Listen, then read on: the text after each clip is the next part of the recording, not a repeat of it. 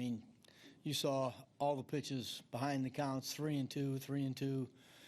It's tough. It's a tough league to pitch in when you get 3 balls on hitters. I mean, they just sit on certain pitches, and if you don't make a quality pitch, you're going to get in trouble. And I mean, we are so fortunate that 20 base runners. I don't know how many guys they left on, but we were a bloop and a blast away from being right in the game.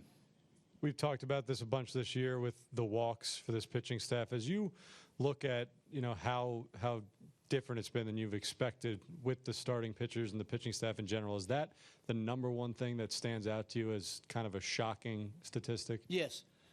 We have not walked people in the past. Obviously this year home runs are everywhere, so that's what's again, but you can't put runners on base. You can't do it. I mean, hitting's a tough art, and you got to make them swing the bat. And if you're at this level, you ought to be able to throw a strike when you need to. Dan. I know your options are slim, but where do you go with Montero from here? Ken, I guess we haven't decided. We haven't talked about. Game just got over, and so as you just mentioned, and I think you're very accurate, we don't have a lot of options right now. So we'll just have to be discussed here in the next couple of days. But if we can't come up with an option, he's going to go back out. Mike. Terry, is he the kind of pitcher where, I mean, you sent him out despite what the numbers are, despite what he's been his last 5 starts. Is he the kind of guy you still think of if he gets one day where he gets it, then maybe that's going to be kind of something that feeds the rest of things? Is it more complicated than that? I'm sorry? Or is it more complicated than that? Well, when we put Rafi back in the rotation, he had back-to-back starts where you saw what he's capable of doing. He pounded the strike zone with not only fastballs, he had movement on it. Very good changeup. Today I don't know about you guys. I didn't see very many changeups today, and he had a very, very good pitch for him. And again, I know they get caught up in, it's that theory where, hey, I got to get beat with my best stuff, but you got to pitch also at the same time. And we just got to go back. We've got to use our pitches.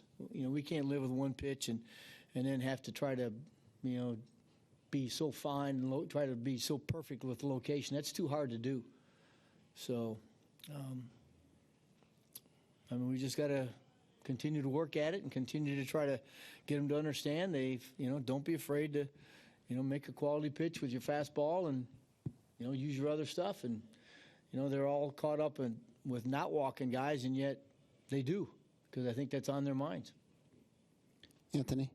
When Montero's not throwing enough strikes, do you feel like he's unable to on that game, or is he unwilling to? Great, that's a great question, and I certainly can't answer that because I don't know what he's thinking. But the perception would be because he can throw strikes, he just doesn't want. He's trying to make the perfect pitch instead of just trusting his stuff a little bit. He's got good enough stuff to be able to trust it and go after some guys. Dan. Terry, you've got more than one guy struggling in the lineup now. How much tougher does that make it for you guys to turn this around? Yeah, it's tough, Dan. I mean, we've said it so many times and for a long time. You can't ride one guy to get back in it. You need your lineup produce to do what they're supposed to do and do what they're capable of doing. And right now we've got some guys that aren't hitting, and we always seem like we're looking to one or two guys to carry the load when it's got to be a team effort. Was it good just to see Rosario snap out of that? Yeah, that was big for him. That's good. I thought that was a big hit for him. Get him going. I like the fact he hit it to center field. He didn't try to pull it. I thought it was certainly something that, I hope he understands it's a good way to stop slumps, is just cut your swing down and use the field to hit. Tyler. Yeah, with Rosario getting the hit, obviously it's a good sign. But how hard is that at this time of year to want to see the future, but also not want to rush guys and not put them in a situation where they're not going to succeed? Tyler, it's hard, but you know what? They got to be challenged. I truly believe this. I believe that there's a time when minor league players, when they're in a league where they've obviously shown that it's time to go, it's time to give them another challenge, and that they need to be moved.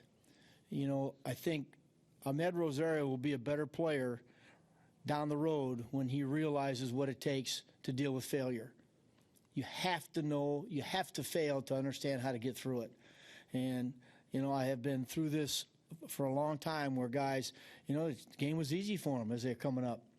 And when they all of a sudden struggled at the major league level and got humbled, they didn't know how to deal with it. So this is a great learning experience for them to go through a tough time and realize it's a pretty good league.